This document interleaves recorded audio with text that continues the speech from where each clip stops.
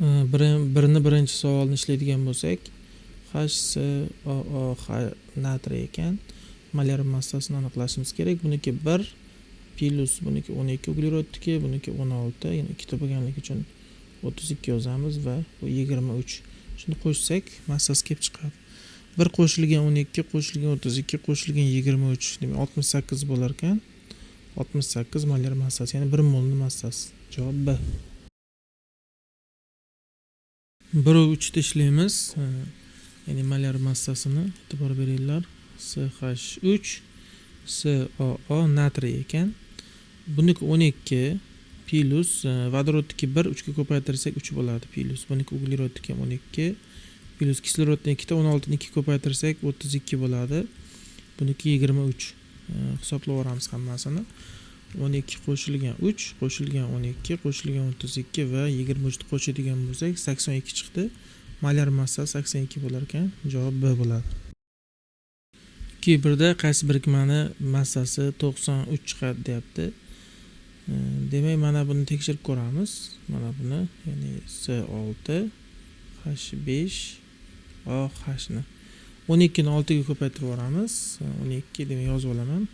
12 ko'paytirilgan 6 qo'shilgan mana bu 5 bo'ladi. Ya'ni 1 ko'paytirilgan 5 plus bu 16 plus bu 1 vodorod. 12 ni 6 ga ko'paytirib yuboramiz. 72 bo'ladi mana bu. Buni qo'shadigan bo'lsak 5. Buni qo'shib yuborsak 17 bo'ladi. 72 qo'shilgan 5 qo'shilgan 17 94 bo'ldi. Bizda 93 chiqish kerak. Shunga yaqin narsa olishimiz kerak. 93 chiqish uchun. Shundan so'ng kichkina narsa. Mana buni ko'raylik qani. B javobdi. C6 H5 NH2. Buni ko'paytirib yuborsam 12 ni 6 ga 72 bo'ladi. Bu 5 bo'ladi. Plus bu 14 azot plus bu 2 bo'ladi. 1 ni 2 ko'paytirib yuborsam 72 qo'shilgan 5 qo'shilgan 14 qo'shilgan 2 93. Demak javob B ekan. Molar massasi eng kichik narsani topishimiz kerak. Mana buniki 11 ga 3 ni qo'shsak 14 bo'ladi. 2 ga 16 ni qo'shsak 18 suvdiki hamma biladi. Bu 16 bo'ladi. 14 ga 3 ni qo'shsak 17 bo'ladi. Eng kichik narsa shunda mana bu modda, ya'ni A bo'ladi. Bor gidrit. 1 savol ishlaymiz. Bizda kislorod X bor va molar massasi 48. X topishimiz kerak. Kislorodning o'zi 16 massasi, demak 16x bo'ladi. Bu ko'paytiriladi bilasizlar, barobar 48. 48 16 ga bo'lib yuboramiz. Shunda bizda 3 chiqadi. Demak, x o'rniga 3 qo'yamiz. O3, ya'ni azon chiqadi. Javob C bo'ladi. 5-savol ishlaymiz. E'tibor beringlar.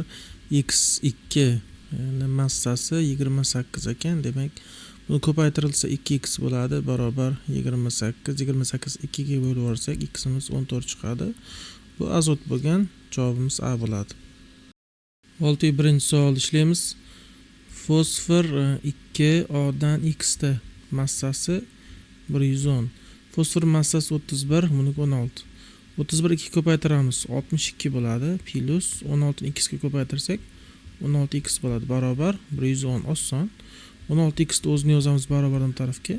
110 ni ham o'zini yozamiz. Mana bu plusda ishorasi bu yoqqa o'tganda barobardan bu yoqqa o'tkazib yuboramiz. O'tayotgan ishora o'zgaradi, ya'ni minus bo'lib o'tadi. Minus 62 bo'ladi. Mana buni o'zini yozamiz. 16x bo'ladi. 110 ayiramiz 62 48 bo'ladi.